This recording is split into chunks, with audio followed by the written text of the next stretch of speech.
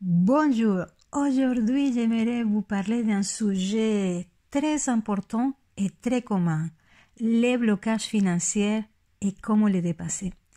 Les blocages liés à l'argent sont des phénomènes complexes qui peuvent s'enraciner dans notre éducation, nos expériences personnelles, nos croyances et même dans notre inconscient. Ils peuvent se manifester sous diverses formes, allant de la difficulté à gagner de l'argent à l'incapacité à la dépenser, en passant par l'apport de l'abondance ou du manque.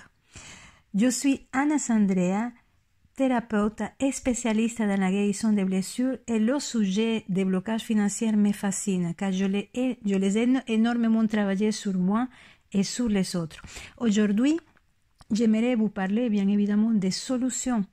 Mais avant cela, je vous invite à étudier la source et les conséquences des blocages financiers. En premier lieu, il y a les expériences passées négatives. Des blessures créées à cause d'un manque d'argent dans l'enfance peuvent créer ces blocages financiers. Grandir dans une famille où l'argent était compté, voire manquer, peut laisser des blessures durables et créer une anxiété liée à l'argent, car cela peut créer de fortes insécurités. Pour vous raconter un exemple, j'ai accompagné, comme je vous ai dit, de nombreuses personnes à dépasser leurs blocages financiers et aussi à dépasser d'autres types de blessures, d'abandon, des abus sexuels, etc.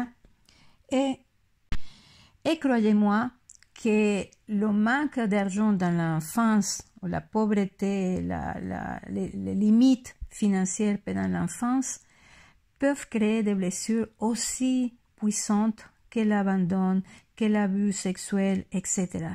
Ce sont des blessures très importantes car notre sécurité physique était en jeu. Alors, il y a aussi les traumatismes liés à l'argent. Des expériences traumatisantes comme un licenciement, une dette importante ou une dispute familiale liée à l'argent peuvent laisser des cicatrices émotionnelles profondes. Je me rappelle d'une cliente qui a vu sa famille se déchirer suite à un héritage. Cette personne avait beaucoup de mal avec l'argent, elle était souvent dans des difficultés parce que à l'intérieur d'elle, elle avait fait un lien entre cette dispute et l'argent. La perte d'argent, un investissement raté, une arnaque ou une faillite peuvent générer une peur de perdre l'argent et une réticence à en gagner. Ça, c'est les expériences passées négatives. Mais il y a aussi les croyances limitantes. Les croyances limitantes en lien avec l'argent sont tellement nombreuses. Je vais vous donner seulement 3. La première, l'argent est la racine de tous les maux. Est-ce que vous connaissez celle-là? Cette croyance héritée de différentes cultures et religions peut générer une méfiance envers l'argent et une peur de l'abondance. Une autre croyance, je ne suis pas fait pour être riche. Cette croyance peut découler d'un sentiment d'indigence ou d'une comparaison constante avec les autres. Et en dernier, l'argent ne fait pas le bonheur. Si cette affirmation est vraie, dans un certain sens, elle peut aussi servir de justification pour ne pas chercher à améliorer sa situation financière. Et comme je vous dis, il y a énormément de croyances vis-à-vis de l'argent. Je vous donne seulement ces 3-là. Et je vous invite aussi, mes amis, à commenter comment pour vous ça se vit, quelle est votre croyance en lien avec l'argent. Vous pouvez la mettre dans les commentaires et rappelez-vous de me donner un like, s'il vous plaît. Alors, une autre source de blocage financier, c'est les peurs inconscientes. Les peurs inconscientes, pardon. Il y a aussi plusieurs peurs qui peuvent générer ce blocage, mais je vais aussi vous parler des 3 peurs. Ces peurs sont en lien avec des expériences que nous avons faites dans notre enfance, à des blessures, à des traumatismes. La première peur, c'est la peur du succès. Le succès financier peut être associé à une perte d'authenticité ou à une augmentation de responsabilité, ce qui peut générer de la peur à en gagner de l'argent. La peur du jugement. La peur d'être jugé par les autres si on devenait riche peut freiner nos aspirations à l'abondance.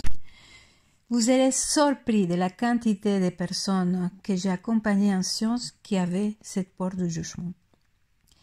Et une dernière peur, la peur de ne pas être à la hauteur. La peur de ne pas être capable de gérer une plus grande somme d'argent peut bloquer notre accès à l'abondance.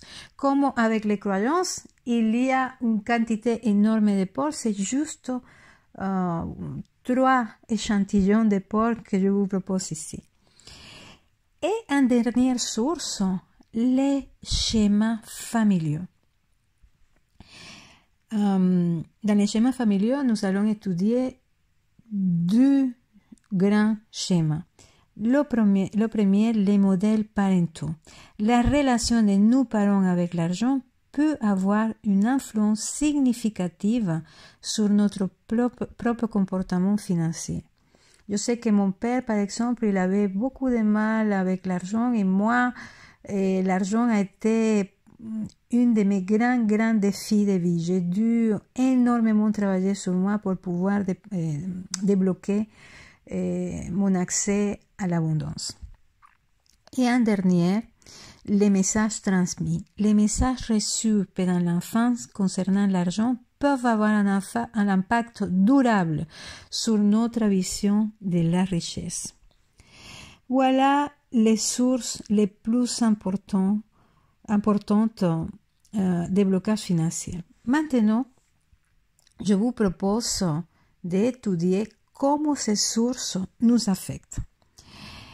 Et elles créent des insécurités car pour l'enfant ou la personne qui a vécu cette difficulté, son intégrité physique et personnelle était en jeu. Cela nous connecte à la survie et à la peur du manque. Les conséquences de ces expériences peuvent se manifester de différentes manières. En premier lieu, difficulté à gagner de l'argent.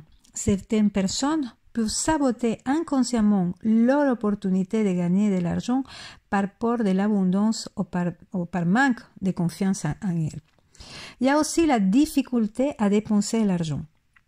D'autres peuvent avoir du mal à se faire plaisir ou à investir dans leur avenir par peur du manque ou de perdre. Il y a un dernier lieu, cela peut créer une relation conflictuelle avec l'argent. Certaines personnes peuvent entretenir une relation complexe et conflictuelle avec l'argent, oscillant entre des périodes d'extravagance et des périodes d'austérité. Alors, pour surmonter ces difficultés, il est important de prendre conscience de ces émotions, identifier les émotions liées à l'argent. Et c'est essentiel pour pouvoir débloquer votre situation financière, mais essentiel.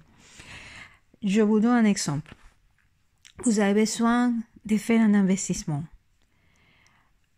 Ressentez qu'est-ce qui se passe en vous à l'idée de faire cet investissement. Peut-être vous pouvez avoir peur. Et cette peur, bien évidemment, est peut-être liée à des choses que vous avez vécues dans le passé, etc. Mais ressentez cette peur et ressentez cette peur jusqu'à ce que cette peur vous traverse complètement. Vous avez des difficultés financières aujourd'hui. Comment vous vous sentez comment vous sentez à l'intérieur de cette difficulté financière? Connectez ce qui se passe en vous quand vous pensez à vos difficultés financières d'aujourd'hui. Je suis en colère, ou je suis triste, ou j'ai peur, ou je me sens frustrée, impuissant. Ressentez l'émotion qui est là, ressentez-la, laissez-la vous traverser et parfois plusieurs fois, et vous verrez que votre situation va se débloquer petit à petit. En fait, c'est ça que j'ai fait pour débloquer ma situation financière il y a quelques années. Un deuxième lieu, challengez vos croyances limitantes. Questionnez vos croyances négatives, vos croyances en lien avec l'argent. Est-ce que c'est vrai que l'argent est sale? Non, l'argent est tout simplement une énergie. L'argent est un outil et c'est à moi de lui donner son usage. Je peux l'utiliser pour mon confort, pour payer mes factures, etc. Je peux l'utiliser aussi pour faire du mal.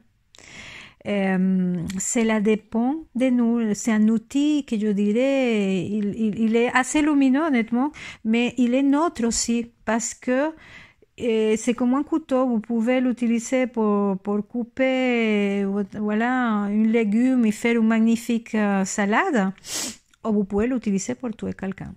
C'est à vous de lui donner l'usage. Et c'est la même chose avec toutes les croyances limitantes. Et vous pouvez les questionner, vous pouvez vous poser la question, et si c'était pas vrai, quel autre sens ça peut avoir? Et petit à petit, vous allez dépasser vos croyances limitantes. Et je vous invite aussi à travailler vos peurs et les accueillant, comme je vous l'expliquais tout à l'heure. Ok, j'ai peur de finir sous un pont si je dépense mon argent. Et bien, je ressens cette peur et je me laisse traverser pour cette peur une fois, deux fois, trois fois, jusqu'à ce que cette peur disparaisse. Et c'est comme ça que vous allez voir les choses changer. Il est important aussi parfois de se faire accompagner parce que tout seul, c'est difficile. C'est difficile. Parfois, ces peurs sont liées à des souffrances très importantes, comme je vous l'expliquais au début, et tout seul, parfois c'est difficile.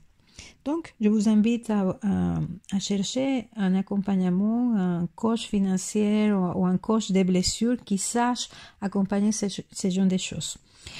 Et je vous propose aussi mon livre La science des miracles, où je explique en détail comment dépasser ces blocages financiers et je donne plein d'exercices et des outils pour pouvoir le faire. Voilà mes amis, maintenant c'est à vous de faire le premier pas vers votre liberté financière. C'est possible et elle se trouve à l'intérieur de vous.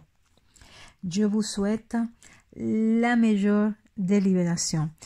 Et je vous invite à commenter, à liker et à vous souscrire à ma chaîne.